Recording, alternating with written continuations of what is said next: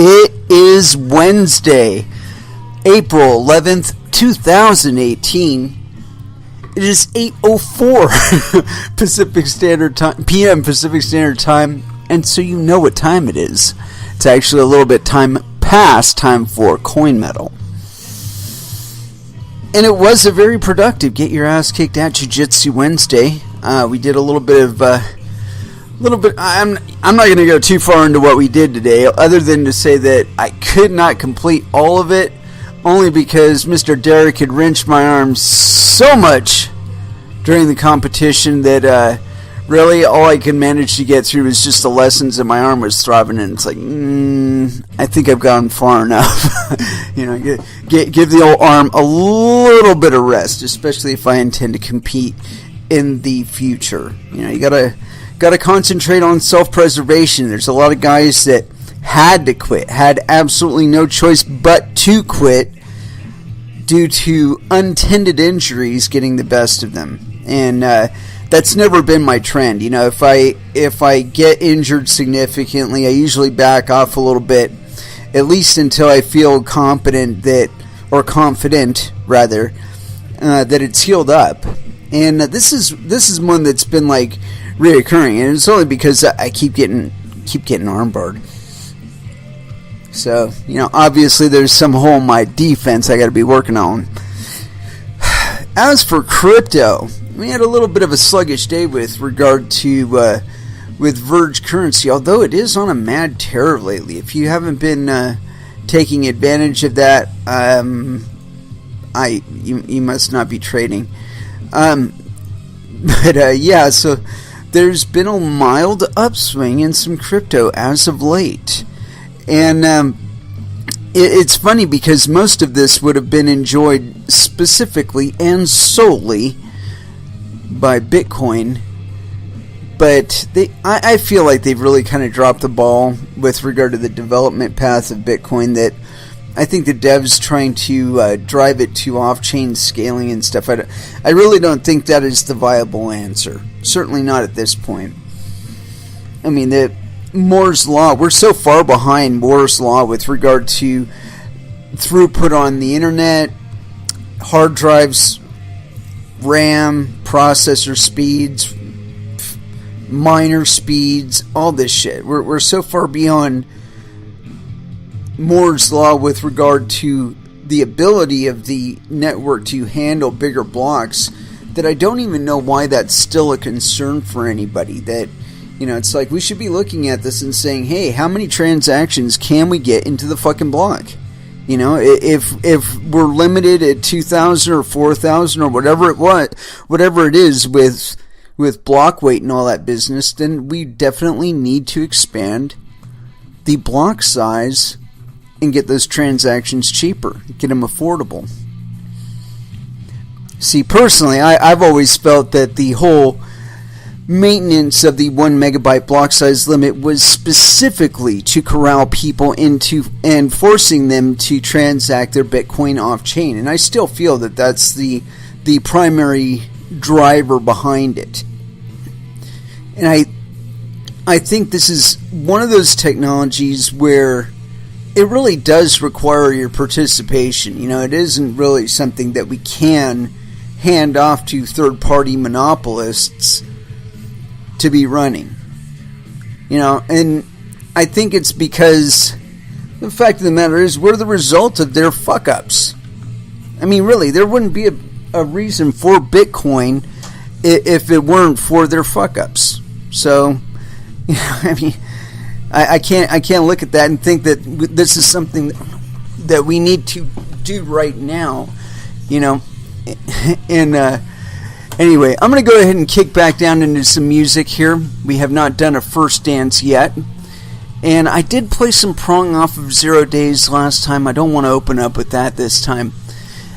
Let's go with a little bit of Anthrax, because it's top of the list, obviously. Evil Twin, here on Coin Metal. And that was Overkill with The Long Road. And I know some of you have spent the last few months walking that very long road up out of that pit of darkness loss that you faced in your alts. I was just commenting to somebody on Twitter, he was saying, like, what do you do when it's going down? Do you reposition to USD? And I said, negative. You sell something that's moving at a loss, you reposition lower, and you accumulate until alts are back. That's what you do. At least that's what I've done. It seems to work out so far. I've been trading for a little while now. I'm certainly not the best trader, but I do hit a good point here now and then, and I feel good about that. And why shouldn't I? It's like we've completely eaten dick over the last couple months. Still kind of eating dick, not entirely, but it's been painful. It's been painful. It's been a long, winding road, and it is certainly nowhere near over. As we indicated on the last episode, it does seem like the big boys are getting a little more invested. They're not just doing this thing anymore where they let a couple executives leave and then those guys start up their projects and then they do some backdoor funding from the mother corporation until they're big enough, and then they just buy them outright, and then so on and so forth. Or they make them bigger by accumulating some of their peers, as I think is going on between Circle and Poloniex, is that they've been funding Poloniex behind the scenes every time they fuck up, and they just bought up the rest of their equity not all that long ago, and so now Circle has an outright alt exchange. Now, there was a time, I think it was like Circle Pay at one point had stopped taking Bitcoin payments. I'm not entirely certain on that. I seem to recall something about that, where one of these companies just said, oh, we're not going to do Bitcoin payments anymore. It's like, what? Why do you even exist? Anyway, as we started talking about XVG before, I got this article here it's on www.stocksgazette.com. Wow, Verge up 100% in April. What's going on? And this is by Nora Barnes, April 10th, 2018. From the I'm just going by the name here. No penis. What do you call a price surge that consistently jumps double digits in consecutive weeks? Insane, isn't it? Well, that's what Verge XVG has been up to for the better part of the last week, and as of now hasn't shown any signs of slowing down yet. At the current price of 8.9 cents, XVG is on cruise speed, gaining almost 100% value over the last 7-day period.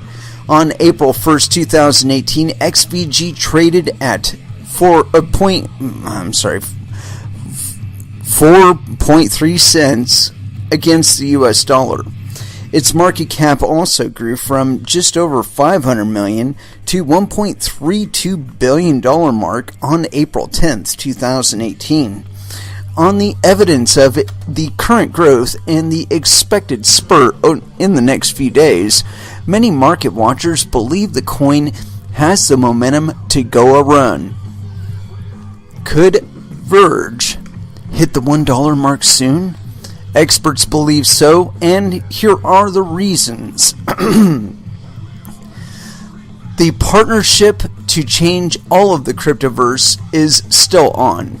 The most anticipated announcement of the crypto world is just a few weeks away. It's all about a major partnership between Verge and a yet-to-be-revealed company.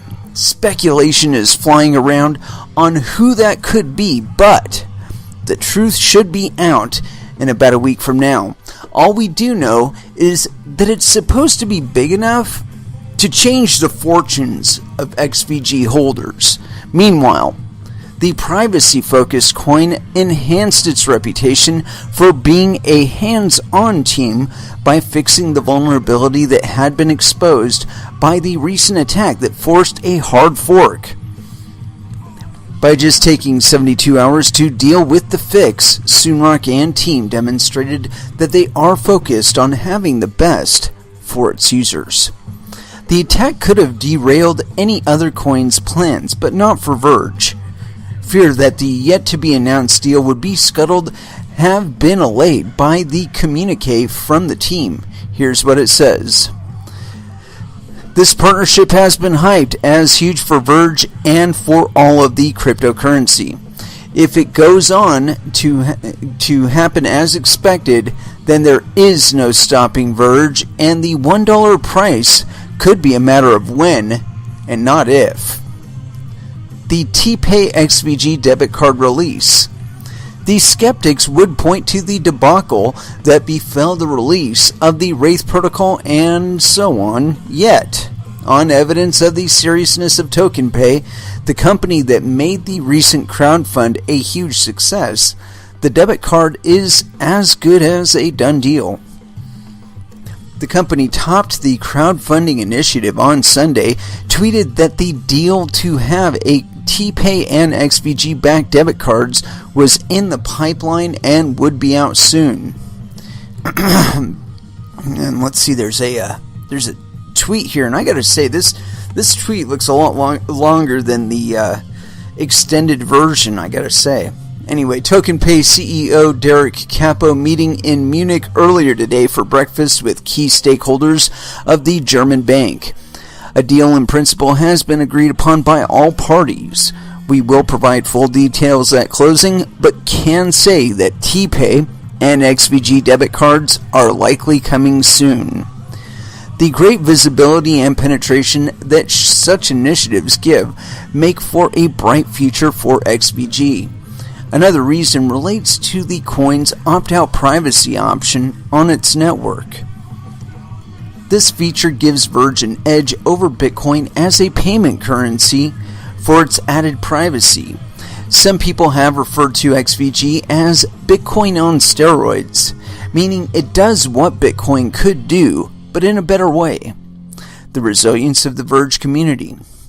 Verge continues to work towards gaining critical mass for wider adoption.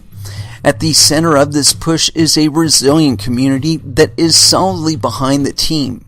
Over the years, the cryptocurrency has weathered some tough times, with the community emerging stronger and even more focused on the future. It is this belief that helps the team to train their focus on market performance, technology, and security improvements, and community-driven growth. That's a fucking run-on sentence, girl. Use a comma. Another comma. If there is anything that gives XVG a sense of satisfaction, then it's the undeterred belief possessed by this community. It's little wonder that the team does everything to have its community updated on everything undertaking. And it isn't really any wonder at all, because Soonrock is in the Telegram all the time, he's in Discord, he's in IRC, he's everywhere. Anyway, continuing on. In a Medium post, the Verge team says it's about its future and its community.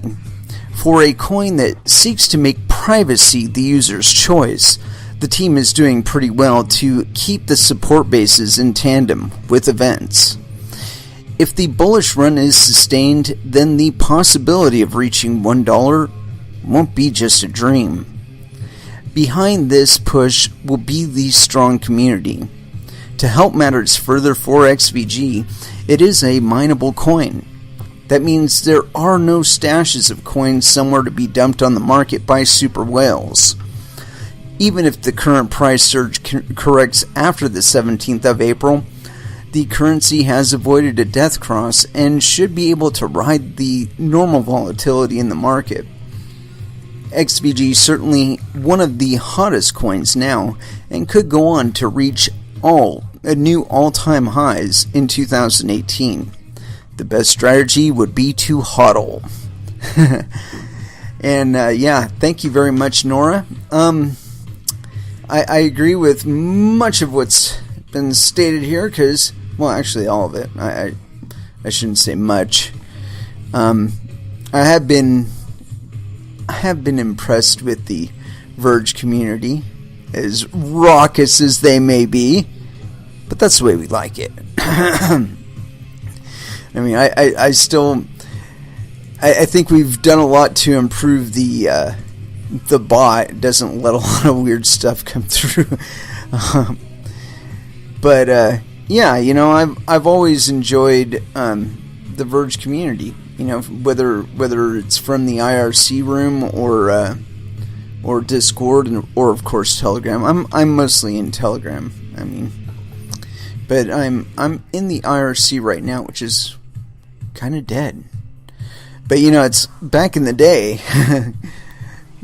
The Verge currency IRC was the hotness, and it was a lot of fun. We were doing a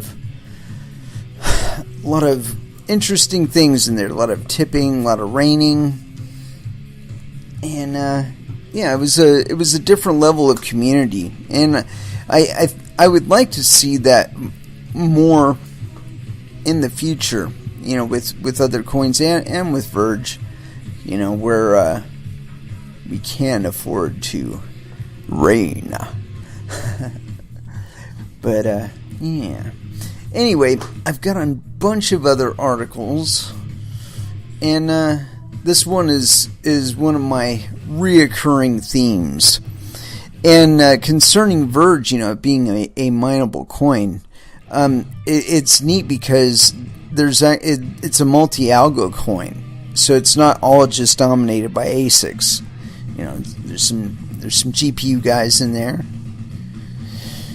Anyway, I got this other article with regard to mining, and I believe 2018 is going to be a pivot point when it comes to mining. I think we are going to see another arms race in mining, and this time amongst much bigger players. As a matter of fact, the players that should have been involved heavily about 2 years ago. But they're here, and it seems like if this shit stays public and free, you know, like something that you don't even have to register your miners, man. You just fire those bad boys up, you associate them with some workers on a pool, and you get everything going, you know. As long as it stays like that, I think we are looking at something that could, I think, save humanity. I know that sounds really big and on some weird trip, but think about it this way. There's a lot less motivation to want to bomb like China or Russia. And China specifically, because so much mining goes on there. You know, I mean, that's kind of like a safeguard. It's like you got one of the fastest growing economic forces on planet Earth, primarily happening in China. You really don't want to disrupt your mining. And with regard to Russia, it seems like there's a lot of interest over there with regard to cryptocurrencies, probably a lot more than their leadership would like to allude to. But with that in mind, you know, it's like you want that commerce to go on, because then you make more money. If it's not happening, then you're not making the money off of it. And what fun is that? Right? So anyway, I got this article here, and I've been dying to assimilate it. It's on TechCrunch.com. Samsung confirms it is making ASIC chips for cryptocurrency mining. And this is by John Russell. Oh shit, this is an old article, man. January 31st? Never mind. God damn it. We already read this shit. Bastards. How the hell did that get in my feed? The thing is like months old. Like 4 months. Why the... TechCrunch has got that as listed as one of its latest articles. Can you believe that shit? Yeah, that's sad. It's very, very sad. I'm sorry. I didn't mean to pump you guys up like that. But it is a confirmation of something that we've already covered a long time ago here on the show. But I think the one that's happened since then has been Intel's announcement that they're getting into the gambit. And that one I think is even bigger. Because for the most part I think they've been kind of out of the loop with regard to that. And I know they've been studying stuff behind the scenes and they've had their own private initiatives, but I mean like with regard to having an ASIC miner, a consumer level ASIC miner on their docket. It just hasn't quite happened yet. I imagine it will, though. I imagine it will not take too much longer before we do see Intel's moniker on the side of mining boxes. And I predict that by the time they do come to the shelves, they will be much smaller and much more efficient, much quieter than what we're getting from, Antminer and such. Or not Antminer, what do you call them? Bitmain. And, I think that's going to cause a shakeup. If Samsung makes good on their claims, and then Intel makes good on their claims, that's two big people, that probably have far more production capacity than Bitmain does. And, I think it's going to be a run to the races. I think mining is going to get a lot cheaper for us. I mean, it is going to get to where, there's more miners, I think. But that's just my feeling on that. I think I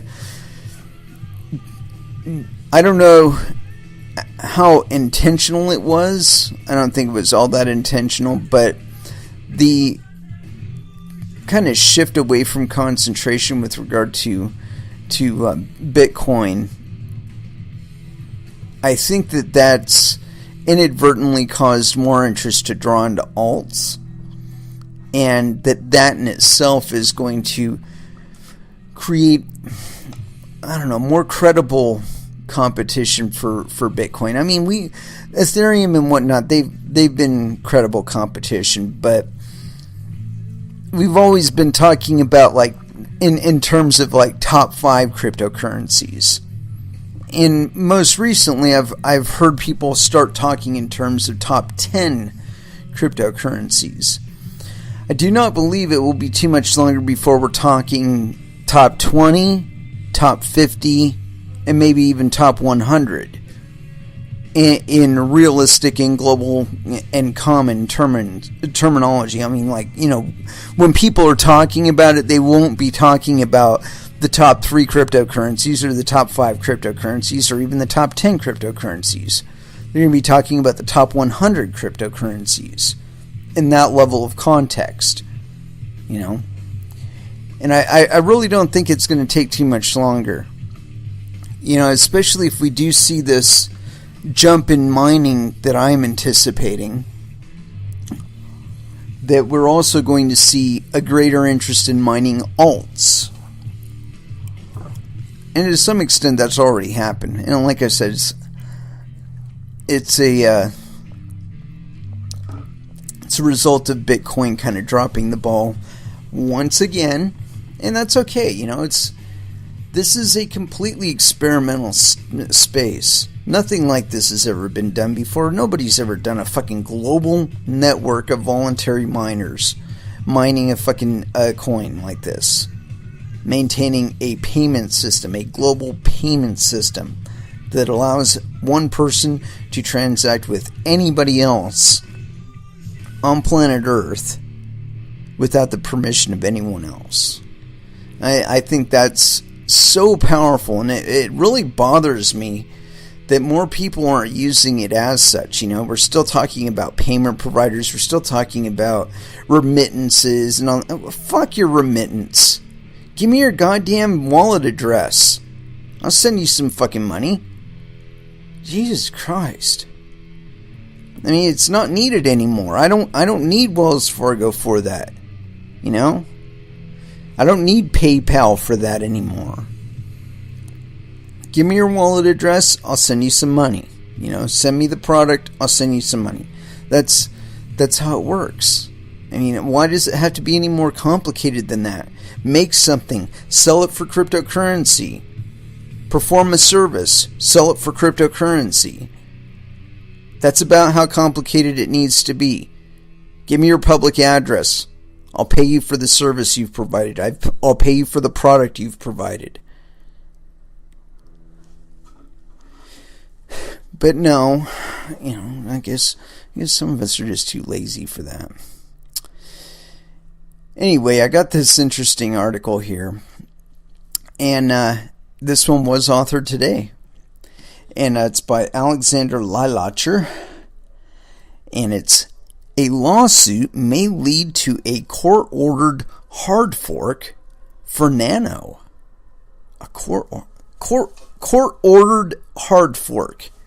That's a new one on me. Anyway, continuing on. Here we go. Italian cryptocurrency exchange BitGrail is at the center of a controversy that has led to the filing of a class action lawsuit against the developers of the cryptocurrency project Nano, which could see the first hard fork ordered by a court proceeding. On April 6th, an American law firm by the name Silver Miller announced it had filed a lawsuit representing a group of people who invested in Nano tokens. In a press release, which we're right-clicking right now, because they gave us a hyperlink, the law firm stated that it has commenced a new class action lawsuit on behalf of investors in Nano, formerly known as Railblocks XRB, alleging that Nano and key members of its core team violated federal securities laws. Moreover, in their push to introduce XRB to a wide market of investors, recklessly directed investors to open accounts and place their assets with a little-known and severely troubled Italian cryptocurrency exchange called BitGrail, where $170 million of the investors' XRB allegedly disappeared in February of 2018. The background story. Nano is a project that was formerly known as Railblocks. Railblocks changed its name to Nano at the beginning of 2018. While its name was changed, the underlying plan remains the same. The cryptocurrency native to the project is still denoted by the same ticker XRB. Moreover, the project's website still bears the name Railblocks. The developers of Nano embarked on the project in order to create a cryptocurrency that would function better than Bitcoin. In order to mitigate some of Bitcoin's most pressing challenges, such as scalability concerns, relatively high fees, as well as low transaction speeds, Nano employs the innovative direct acrylic graph algorithm as a structure it refers to as a block lattice. The project claims to be able to provide transactions without a fee attached that settle in real time. Moreover, Nano's consensus mechanism does not consume large amounts of energy, as is the case with Bitcoin, as well as many other cryptocurrencies. The XRB token currently trades at $4.79 and has a market capitalization of over $600 million. The token is listed on a number of exchanges and consistently shows high daily trading volumes. On February 9th, an Italian exchange called BitGrail, through which much of Nano's users traded their tokens, announced that it had come to the realization that a substantial amount of the tokens had been stolen. While no other tokens were affected, the exchange then went offline, albeit temporarily. Trading accusations. The news was received with a large amount of backlash and speculation within the Nano community. CEO and exchange operator Francisco, quote, the Bomber, Ferrano, was at the receiving end of anger from the customers who had lost money. Moreover, some went so far as to speculate that Ferrano may have had something to do with the hack. In an attempt to quell any suspicions, the exchange published a statement which explained that the hack happened as the result of a vulnerability in the software created by Nano. Quote, BitGrail SRL intends to stress having been subject to theft, a crime made possible by taking advantage of faults in the Team Nano software. RAI_node and the official block explorer, and therefore, for these reasons, and in accordance with the law, it is not in any way responsible for the situation. Moreover, BitGrail explained that it had contacted the authorities in an effort to bring the perpetrators to justice. Quote, we confirm that an investigation led by the legal authorities is underway. The purpose of the investigation is to shed light on the theft. Therefore, we have already provided all the useful elements in order to reconstruct the facts, including the evidence concerning those involved in the fraudulent activity who took advantage of the vulnerability of Nano software, thus not BitGrail's. With Ferrano and BitGrail maintaining the narrative that the hack happened as a result of security lapses on Nano's part, the saga deepened when Nano's developers published a statement of their own, effectively distancing themselves from the attack and laying the blame on BitGrail. Nano's developers stated, quote, from our own preliminary investigation, no double spending was detected on the ledger, and we have no reason to believe the loss was due to an issue in the Nano protocol. The problems appear to be related to BitGrail's software. Moreover, the developers added that they believed the loss of funds was related to the fact that the exchange was going bankrupt. Quote, we now have sufficient reason to believe that Ferrano has been misleading the Nano core team and the community regarding the solvency of the BitGrail exchange for a significant period of time. Nano further explained that Ferrano had asked the developers to implement a hard fork, a claim which the Bomber confirmed. However, Nano claimed that Ferrano had requested the fork in order to recover his losses, while Ferrano had claimed he was only trying to ensure customers were reimbursed. The Nano team shared a log of correspondence between them and Ferrano, which includes a substantial amount of information. It included the hard fork request, as well as the fact that BitGrail had been aware of some irregular activity with regard to Nano tokens for a considerable amount of time. Ferrano expressed unhappiness with this move, saying it was an effort to paint him and the BitGrail exchange in a bad light. The class action lawsuit. While it had initially seemed that the bulk of the blame would fall on the exchange's shoulders, a substantial set of users of the token believe the responsibility lies with the developers of the project. As one user said, quote, the Nano/XRB core team had BitGrail listed for months on their Reddit sidebar and were very active supporters of it.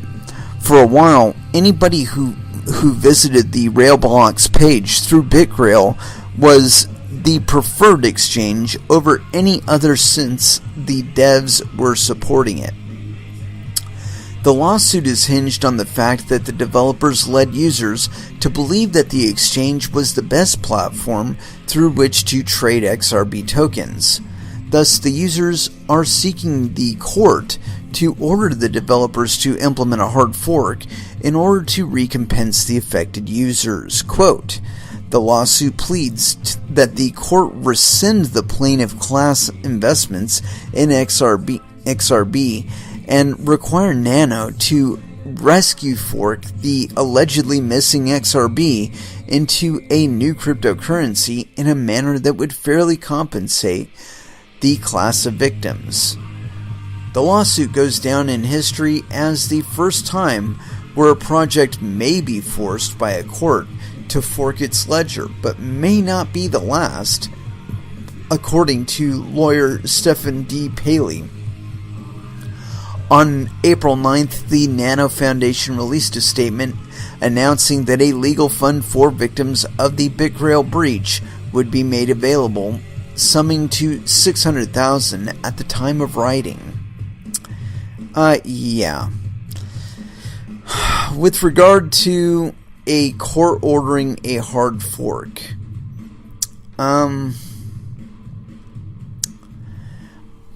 well, they could order it. Now, whether or not it will actually cause the network to fork, and whether or not the network will support the fork, is an entirely different matter. You know, and I think that's something that's missed here, is that if in fact Nano, it's fine if Nano is if XRB is a mined coin. Let's see, BGS token, satisfy customers, BitGrail lost millions, XRB, trading suspended until further notice, load more stories. Let's see what we got here. Apparently there are no more. Well, crap. I'll investigate that on the next music break and see what's up there. See if we can find out more about Nano. I don't know. I'm sure I may have read their white paper at some point or another, or something about them. But yeah, I don't think that if it's a mined coin, I don't think that anything a court has to say about it will really result in any material action. And I could be wrong about that, you know. I mean, people could actually fall for that kind of silly shit. You know, if they think it's in their own best interest, they will. But at the same time, if they can't see a reason to do it, they won't maintain the fork. Well, it looks like Nano is up. It's up to 507, so I don't know. I'll have to, like I said, I'll have to investigate it a bit further. I do have a link here for it. That's weird. There we go. Loading it up right now to see exactly what this Nano business is all about. Says an instant zero fee scalable currency. I wonder what that means. If it'll actually load one of these days. Anyway, let's go ahead and throw back down into some music for the moment, and like I said, we'll dive into it a little bit deeper, and I'll probably weigh in and let you know exactly how I feel about it. As far as where we're going next, I've been wanting to play this song for a little bit. Infectious Grooves, Therapy, here on Coin Metal.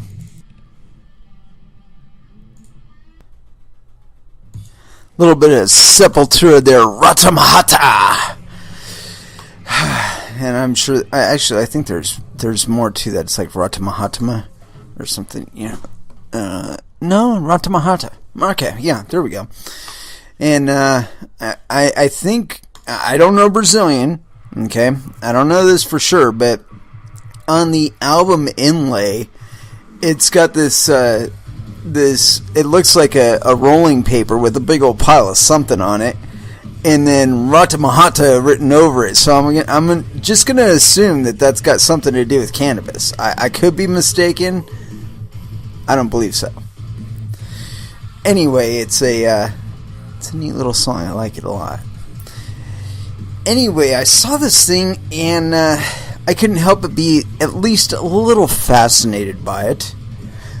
Because this is kind of a reflection of something that I've always suspected about cryptocurrencies and the conventional markets.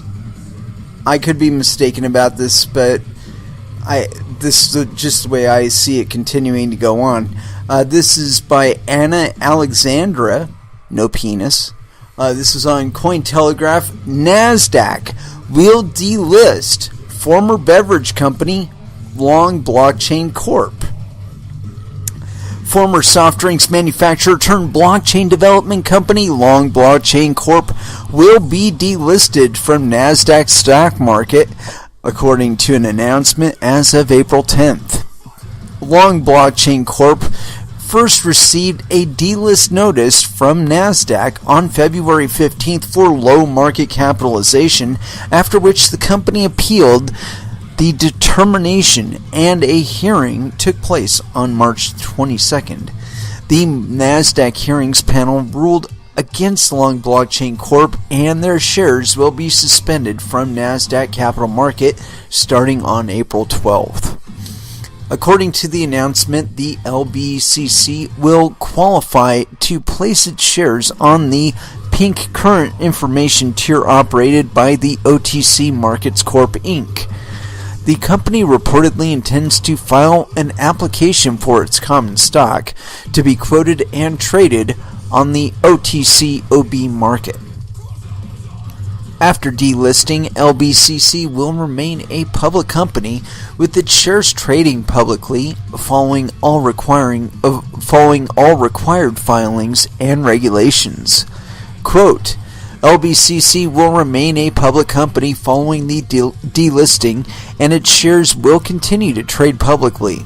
The company will continue to maintain an independent board of directors with an independent audit committee and provide annual financial statements audited by a public company accounting oversight board, auditor, and unaudited interim financial reports prepared in accordance with the U.S. generally accepted accounting principles. LBCC mentions in the announcement that despite the shift to the over-the-counter market, the company is still pursuing its goal of becoming a leader in blockchain technology. It will continue to seek the acquisition of Hashcove, a UK-based technology company developing blockchain products and applications.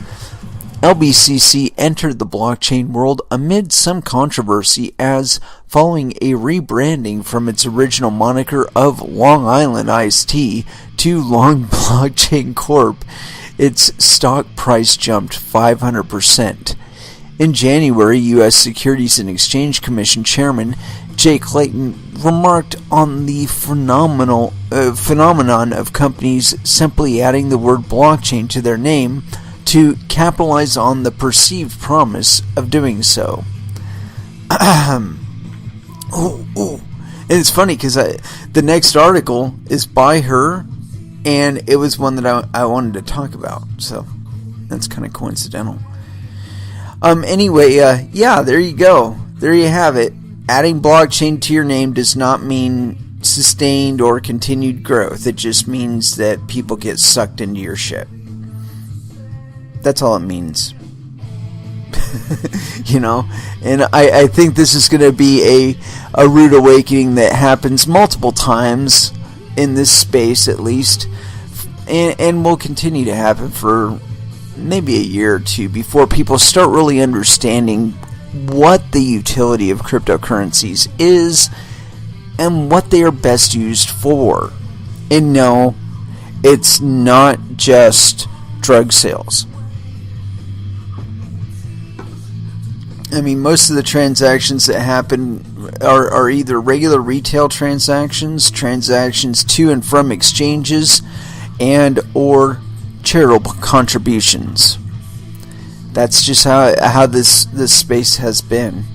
I mean, most of the traffic, the early traffic for Bitcoin was in fact charitable contributions. I think charitable contributions still make up a significant percentage of the transactions going on out there. I could be mistaken about that, but I don't think so. I think that really says a lot about the communities behind these cryptocurrencies. People talk about, what's Bitcoin backed by? Some of the smartest and most giving people, most generous people I've ever met in my life. That's what's behind cryptocurrencies. That's what's behind Bitcoin. You want to hate on them for maybe taking a little profit here and there, but you know what? That shit happens on the regular markets all day long. You don't say shit about it. Now, whether or not the funds are legitimately acquired, that is the question. And you know what? Theft is theft. It doesn't matter if it's happening in crypto or otherwise. Theft is theft. Fraud is fraud. When you intentionally tell people one thing when you know something else is the case, this is a fraudulent behavior. And there are plenty of standards by which this is determined as a criminal activity. There are plenty of metrics by which the criminal activity could be demonstrated and, of course, proven in court. And cryptocurrencies, being as accountable as they are only that much better a tool for it.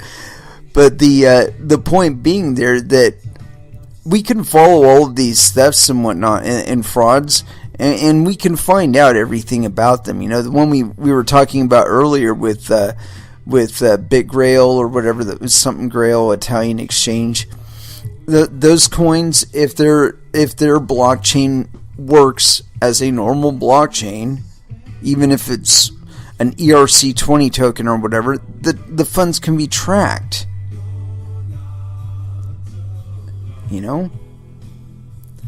That we talked about the taint chain thing here on the show. I think it was last week, and I do have that show posted on my YouTube channel.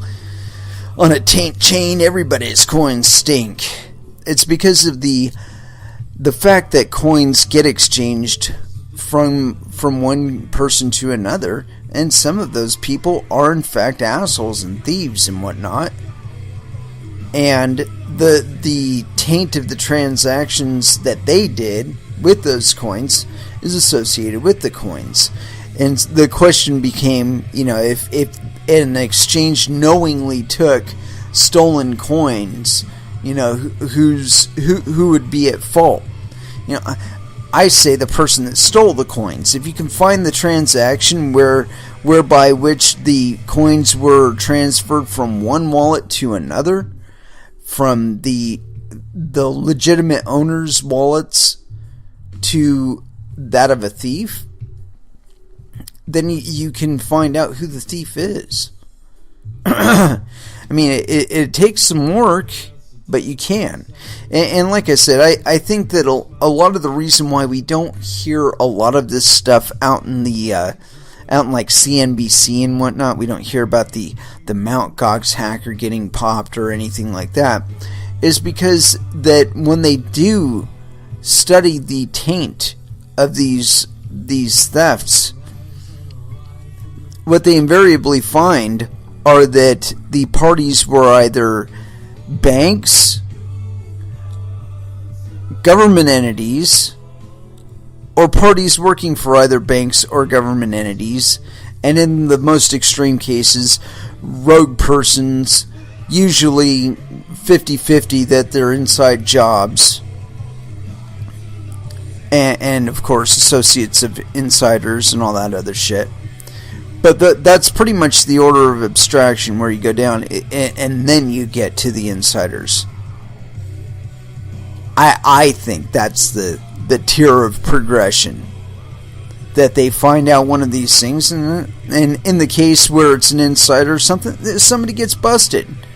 In the case where it's a hacker working on behalf of Goldman Sachs, maybe there's a civil thing in the background. Maybe there's a settlement, and it all goes away, and it's never even in the news or anything like that. Maybe it doesn't even make it that far. Maybe they see who's involved, and they're just yeah, next, go on to the next one. Don't worry about it.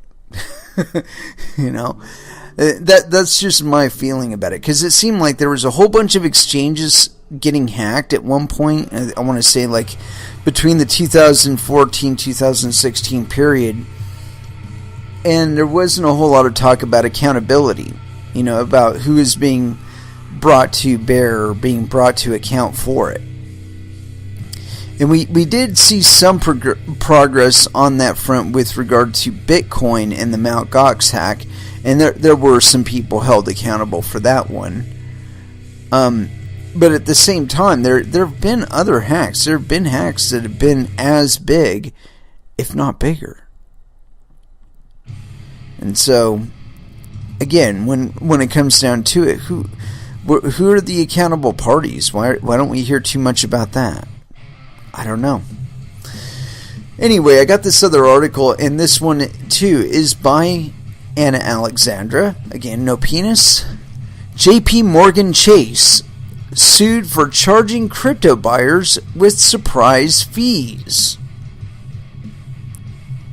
JP Morgan Chase & Co., a leading global financial service provider and one of the largest banking institutions in the U.S., was sued for charging undeclared fees to customers who use their credit cards to purchase cryptocurrency, treating the purchases as cash advances, Reuters reported April 11th. The lawsuit was filed on Tuesday in a federal court in Manhattan on behalf of a proposed nationwide class, accusing the bank for charging additional fees, sky-high interest rates on the, quote, cash advances, and refusing to refund the charges to customers who complained. Bradley Tucker, the plaintiff, claims the bank charged him $143.30 in fees and $20.61 in interest charges for cryptocurrency transactions he made in January and February. Tucker made an attempt to dispute the charges through Chase's customer service line, but the bank refused. The lawsuit claims that JP Morgan Chase & Co. violated the U.S. Truth in Lending Act, which requires the disclosure of policy changes to customers in written form. The lawsuit acts to, quote, recover Tucker's and the class's actual financial damages, plus statutory damages in the aggregate amount of $1 million, plus his costs of this action and reasonable attorney's fees and expenses incurred therein, according to the complaint submitted to the court. On February 3rd, Chase joined a wave of banks banning customers from cryptocurrency purchases with credit cards. The bank later stated that financial institutions can, quote, face the risk that payment processing and other services could be disrupted by technologies such as cryptocurrencies. A representative of JP Morgan Chase & Co. declined to comment on the legal claim, stating that customers can continue using their Chase debit cards to buy cryptocurrency. So let me see if I can get this straight. Did he use credit card or a debit card? Because like if he actually had the funds and these were regular debit transactions as opposed to credit transactions, then I could see where they would the plaintiff would have a claim. However, if these were done as credit card transactions, it's an entirely different matter. Because he's playing with Chase's money at that point. He's not playing with his money. He's playing with Chase's money. Now, again, if he had the funds in his account and was doing debit transactions, I think that he has a point. However, if these transactions were done as credit transactions because he did not have the funds, that's a whole different story. Because I would feel the same. I would probably do the same thing if I were Chase. I'd be like, look, dude, you want to fucking gamble using my money? You're gonna be paying me a premium. That just too bad, so sad. You want another creditor to give you funds to gamble with. You go find them. But these are my terms. You don't like them? Hasta la vista, baby. I don't know. I feel the same way about this Facebook thing. And I don't know if you guys are following this or not, but Facebook provides a service. You enjoy the service. Now, if you don't enjoy the service because Facebook doesn't run their servers or their service the way that you want them to, find another fucking service. Don't bitch about how Facebook does their shit. You are the market. You dictate the terms. You don't want them to share your information. You don't want them to send it to sell it to fucking Cambridge Research and stay live and online. Then take your business elsewhere. Go to Snapchat. Go to Instagram. Go somewhere else. You're not beholden to these people. You are not beholden to Facebook. You might be a Facebook user, but again, if you're not content, I'm sure at one point you were an AOL user or an MSN user or a MySpace user. You AIM user. You use something else before you were using Facebook. And Facebook is pretty cool as far as an online service goes. And I've learned about a lot of shit via social media, such as Facebook. So, I have no complaints. And big whoop-de-doo, they censor a bunch of shit. It's their servers. Don't like it? Go somewhere else. It's like this YouTube debacle.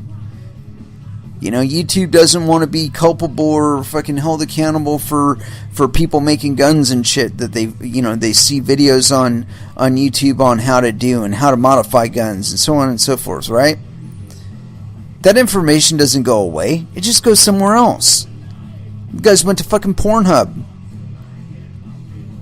Now it's GunHub. And really, that's probably good for their business.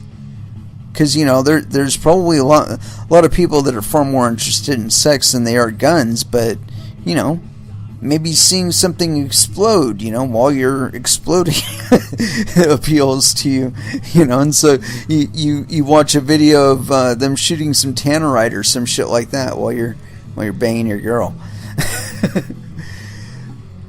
But the point being that the information didn't go away, the videos didn't go away, and they didn't go away because the demand for them did not go away. The people that were making the videos just looked around to other services and said, hey, you want to host us? They probably went to Vimeo too. And Vimeo and Pornhub said, yeah, sure, we'll host your videos, no problem. Bam, bam. All done.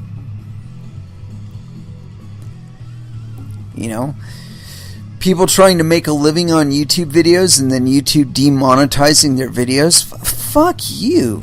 Go somewhere else. The demand will go with you. These complaints are nothing new. These events are nothing new. And all it's really going to do is create a new opportunity for somebody else to provide something better. That's all it's going to do. This progression of media being produced by people like you and me is going to become the regular. because it's clear that a lot of our sources of media outside of ourselves and our own observations become polluted. You know? I mean, everybody's got their own little slant, and I try to stay as sterile and impartial on things as I possibly can. I mean, there are some things I feel very strongly about, and I don't fail to communicate about them here on the show, but you know what? This is my forum. This is where I've got to do that kind of thing, so that's what we do here. Anyway, let's get back to some cryptocurrency stuff, and I see this one here as pretty much the answer to what we've been talking about, that self-regulation really is the key.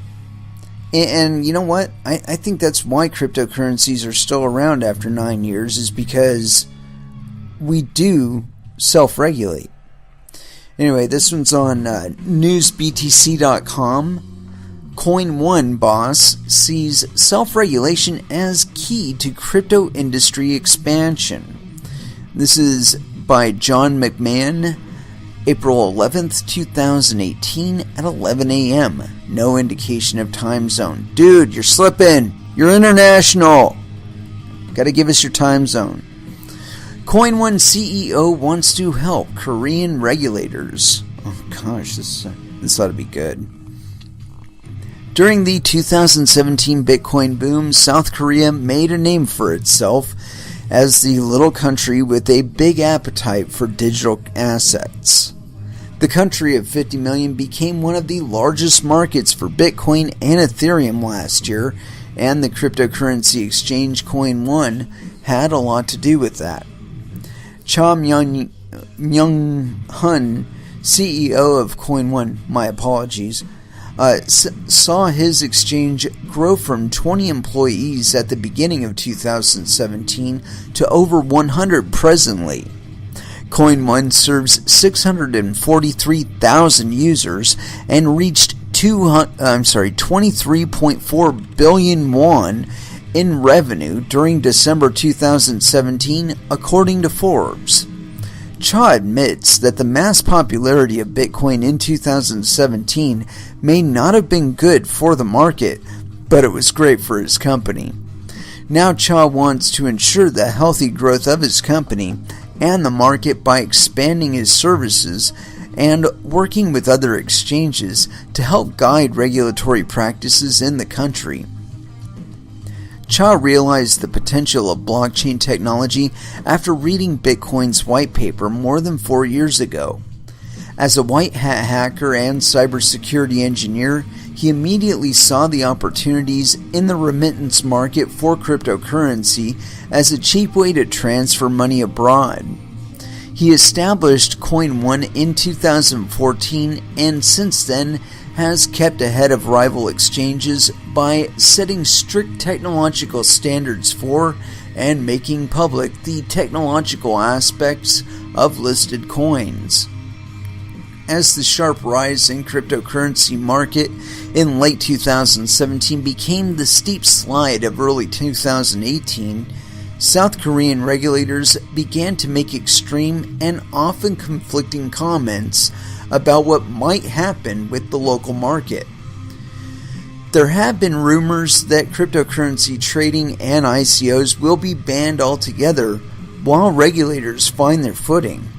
Speaking to Forbes, Cha said he is confident that the country will not ban cryptocurrency trading, saying that, quote, "It's inevitable for the government to be concerned with cryptocurrency, but extreme measures such as the shutdown of exchanges would be going too far against the global trends." I couldn't agree more. Expanding services and self-imposed regulation.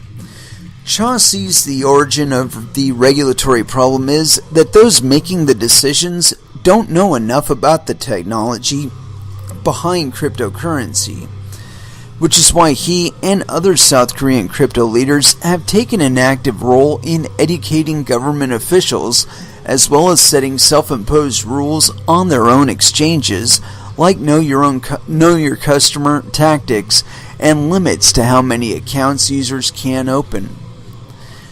Closer to home, Cha plans on growing Coin One into a diverse fintech company and provides a host of services, including exchange remittance and insurance.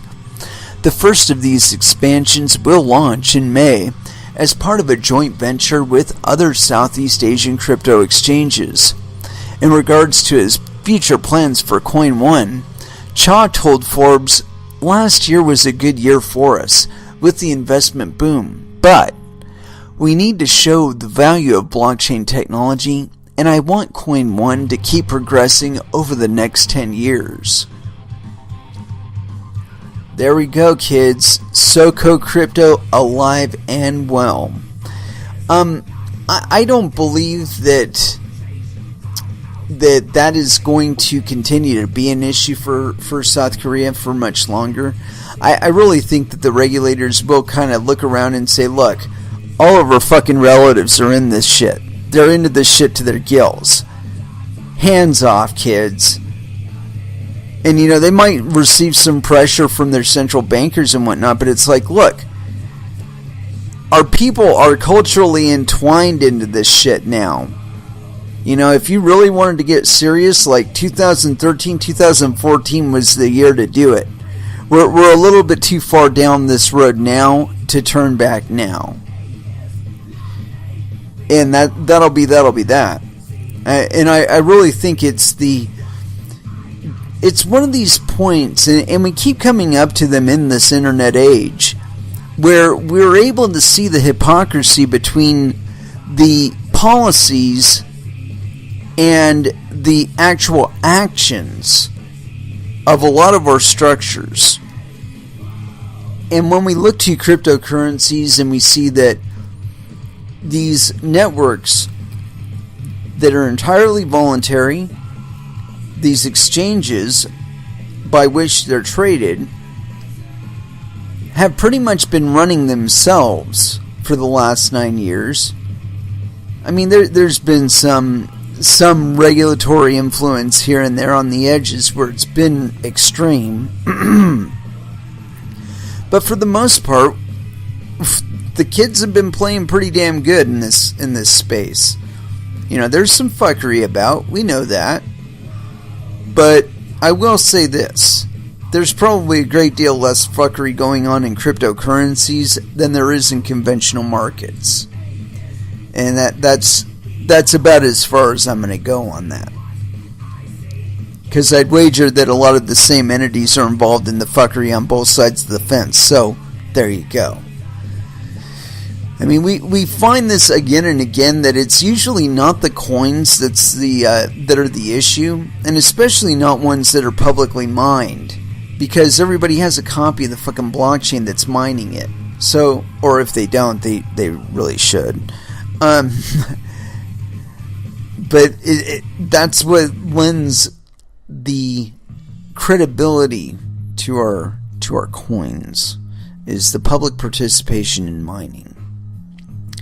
And again, where we see the lapses in security, these are always, almost fucking always, on the points of the exchanges or the points of services that are not mined by the public. I mean, there have been a few scams in coins in general, but they were because, I think anyway, that the people that got involved in them only got involved in them with profit in mind. They were not thinking about the coin itself and the fact that it would be used by other people as a means of transacting monetary value from one person to another. They just hooked on to this idea that, oh, Bitcoin, and then it turned to blockchain, and then it turned to distributed ledger technology. Further and further away from the idea that we don't need big central arbiters in order to move the money around. We can be the arbiters that move the money around, that create the money to move around, to exchange the money, that so on and so forth. Point being that we have that authority, that power.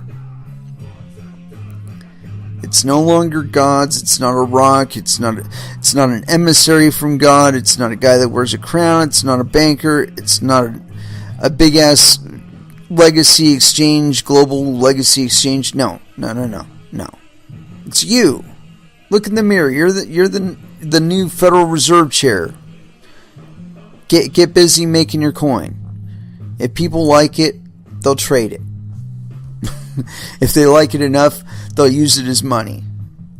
That's the game we're playing here, kids. And in some aspects it is a war, but it's one that you're participating in whether you know it or not.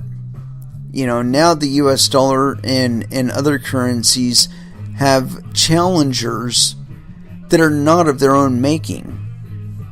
And I think that's where the real threat is for the established, is that these aren't conditions that are exclusively determined by them. And, it's a scary position to be in, but with chaos comes opportunity. And we are introducing a shit ton of chaos into the financial markets. Like I said, introduces opportunities. And not just for me and you, for them too. And I think this is the idea that more of us need to embrace. Not just those of us that are already in to some extent, but I mean those of us on the periphery too. You need to be coming in. You need to be getting more involved. Understand that there are communities, that there are value systems behind those communities. And to some degree there is a lot of self-interest involved. But you could really tell a lot by what people say and what they do. If they've been doing what they say they're going to do for a significant period of time, you can kind of get the idea by now that they intend to do so into the future as well. Now, whether they continue to do so, that's for the market to decide. And yes, she is fickle. But she knows where the value is. A lot better than any regulator, a lot better than any nation state. She knows where the value is. It's always safest in your hands. And with cryptocurrencies, we've got a better capability of that than we've ever had before. At least digitally. It's been one thing to retain funds physically, in gold and silver and other abstractions of value. But it's another thing to be able to have those funds utilizable digitally and be in possession of them. You've usually had to have a tool of an intermediary like a credit card or a bank account. And that's no longer the case. Like I said, I think the sooner that more people start embracing cryptocurrencies on that level as a means of transacting monetary value, and you don't have to hold it forever. You just got to use it as a vehicle to move money from one person to another. And they no longer just have $1 bills or dollar bills in their pocket. They don't just have credit cards. They also have cryptocurrency wallets that have money in them. And they can make that money your money by sending it to you. I was just talking about this with somebody the other day where they were whining about their credit card processing device and the duration of time and the reliability of use of it. And I said, you know what? I'm going to come down here next week and show you guys how to take cryptocurrency transactions, and you won't have this problem anymore. I should show them how to diverge. It'll be fucking 30 seconds. A lot shorter than I stood there at that counter, and I could transact monetary value to them, and they could be out of it before I'm even out of the store. They could give me a goddamn wallet address for their Bittrex exchange account, cash it out immediately to Bitcoin, cash the Bitcoin immediately out to their Coinbase account, and by the end of the day, would have it going in the form of US dollars into their bank account. And it will settle probably before their balances that they've got going to their bank account. You know, in the form of credit card transactions, it'll take 3 to 5 business days for those things to settle. But they'll have those funds from their cryptocurrency exchange account into their bank account faster. Probably by the close of the business day, depending on how on top of it they are. But the point being is that's what this technology enables. It's like the difference of, you know, back in the day during times when we were doing just barter. You know, we didn't have a medium from the crown or whatever to be doing our exchanges amongst one another. I was growing apples and the next door neighbor is growing oranges, and we had an exchange amongst one another. Oh, hey, you know, I'd really like some eggs. Here's some apples. Give me some oranges. Here's some apples. You know, so on and so forth. You know, I got some sheep. You know, how many oranges or sheep are you? I mean, chickens are you going to give me for some sheep or some lamb rather? Now we have another medium of exchange, and every time another one is created, another medium of exchange is available to us. And so now there's what, like, I want to say there's like between 500 and 700, or maybe even 1,000, a couple thousand networks that are live right now. So really, we're not lacking for means of moving money around. Not anymore. And the idea that we still have payment intermediaries that operate as they do, even in this era of cryptocurrencies, it really bothers me.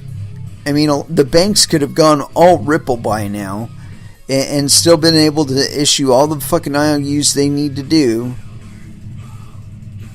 But no, we're still stuck in retardville, as I've come to call it, where digital transactions have to operate the way they did in the 90s. You know, 3 to 5 business days. Yep. That's the settlement time we have available, and so that's what we're going to stick to. I think that model will just go by the wayside, especially in the face of the fact that cryptocurrencies are available. I think most people would rather transact in Doge. If they knew the differences between transacting in US dollars and transacting in Doge, they would rather transact in Doge. And I know that's kind of a outlandish statement, but it's the reality. I would rather transact in Doge than US dollars, because the Doge will fucking settle a lot faster. I shouldn't be able to say that, but it is true, you know. Anyway, let's go ahead and throw back down into some music. I Want Some Ministry. We haven't listened to this one in quite a while. Lies, Lies, Lies. Here on Coin Metal.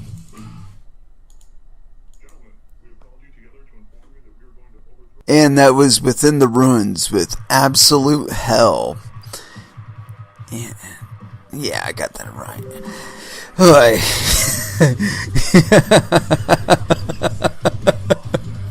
Yeah, I was watching the Twitter feed, and this guy's saying how, let's see here, where is it? Here it is. So I've learned, or let's see, don't watch the phone, it will make you crazy. And he says, so I've learned to separate crypto from my emotions, something I didn't do well with stocks, LOL, right? So I responded, where is it?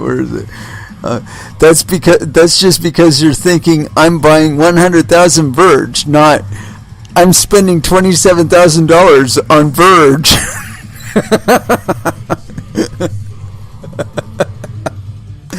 Yeah, it helps when you put things into perspective.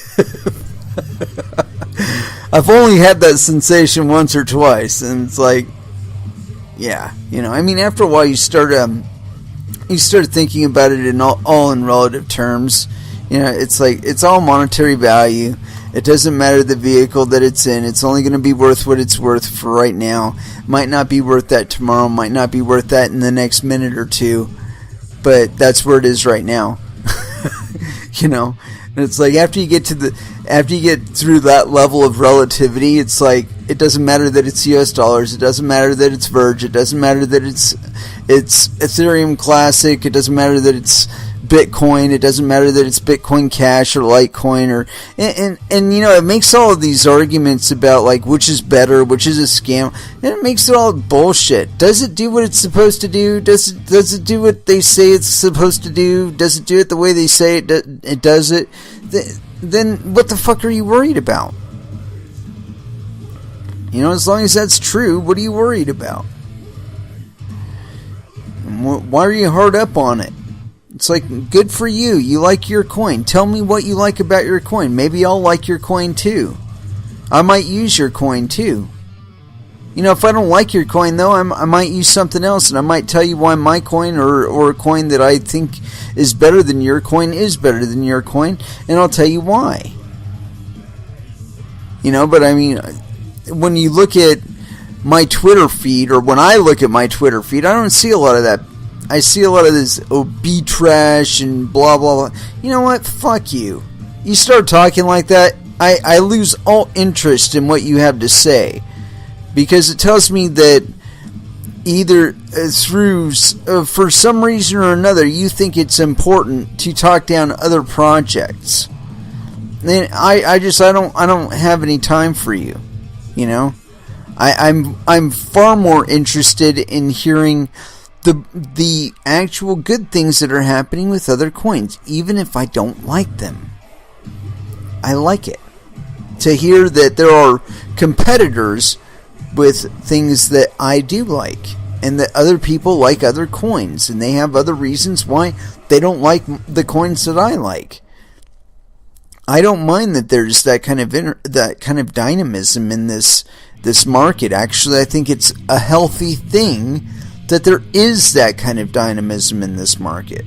However, again, if all you got is trash to talk, I really don't have any time for you, man. I mean, you know, I might talk trash to you on Twitter and whatnot, but that's only because that's the place where people like you need to be challenged.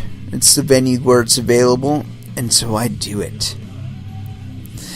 Anyway, so this is fucking hilarious.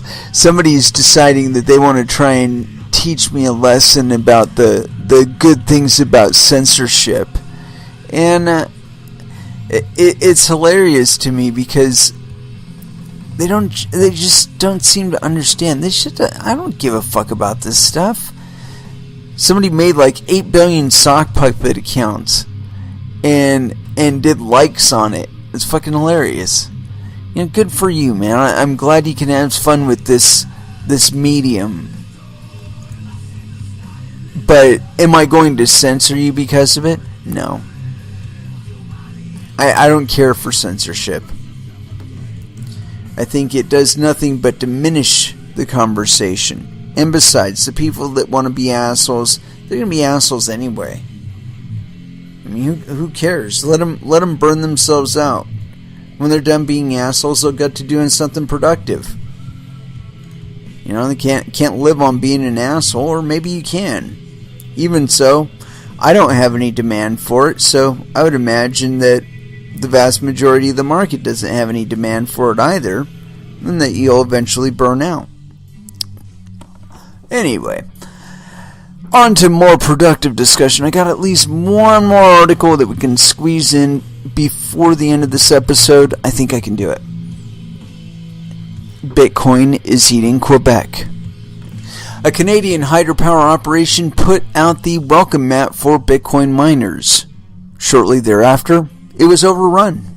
And this is by Catherine Miles, authored on April 11th, 2018, going by the name No Penis.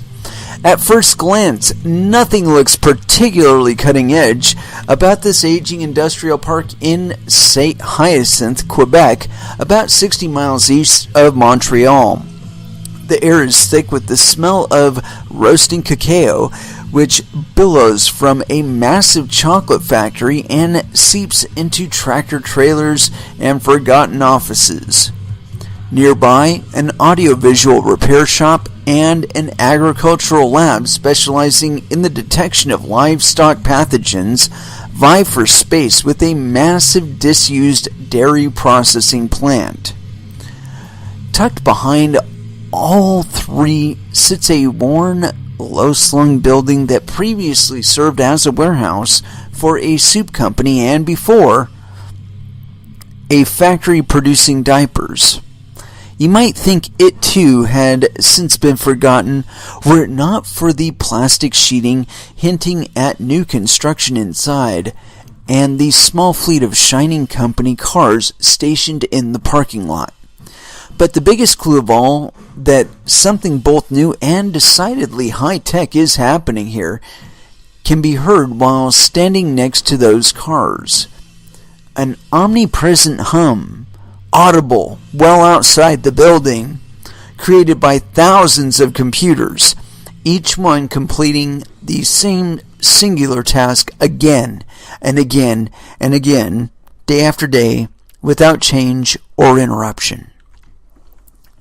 Those computers are the property of Bitfarms, one of North America's largest cryptocurrency mining operations. Here in the once abandoned factory, about 7,000 shoebox-sized machines as of April, but that's expected to rise to 14,000 by July, sit tightly shelved in a single floor-to-ceiling row that bisects the building. On one side of the stacks, a mass of wires and routers exiting the rear of each computer sits exposed to the cold Canadian air. On the other, thousands of identical fans roar as they push hot air past a heap of empty cardboard boxes and into the otherwise vacant space. A handful of busy employees move between the two sides wearing thin t-shirts and jeans, their faces flushed. Even on a raw gray day, the heat on the fan side is stifling. These computers, often called rigs, are purpose-built.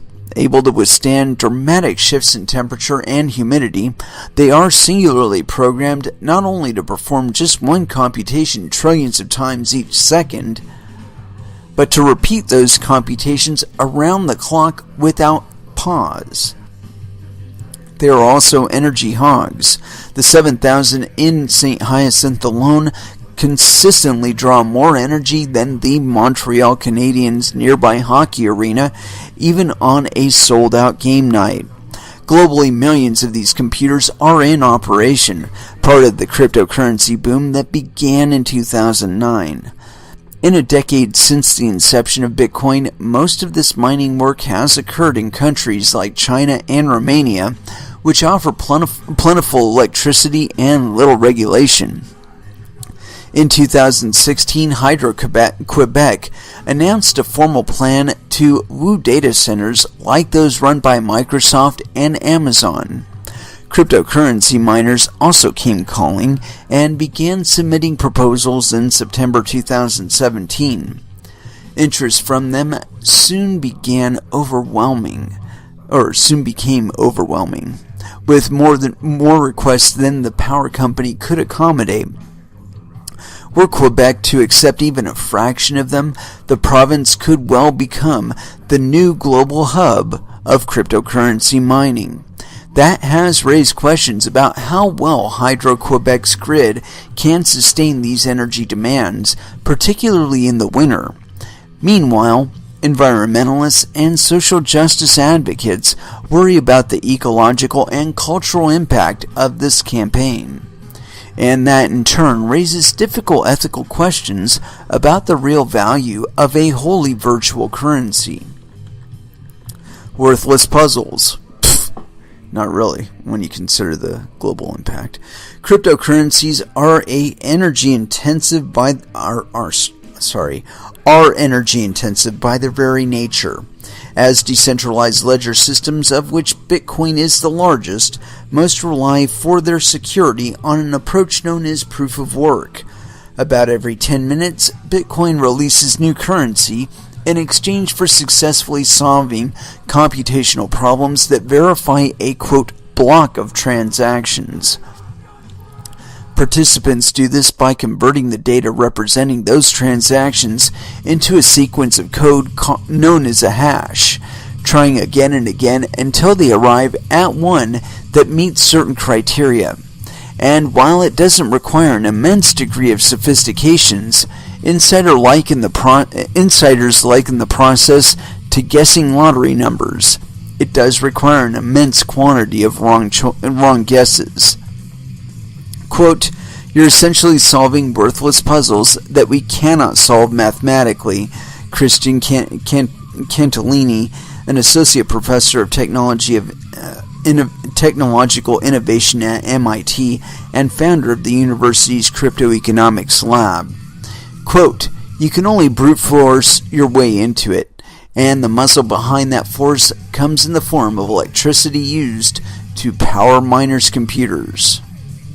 And we're not going to finish this article, but you can find it on technologyreview.com. Anyway, we are going to be wrapping up this episode. We will be back again on Friday at 8 p.m. Pacific Standard Time. And so until then, I would like you all to trade safe. Do your homework.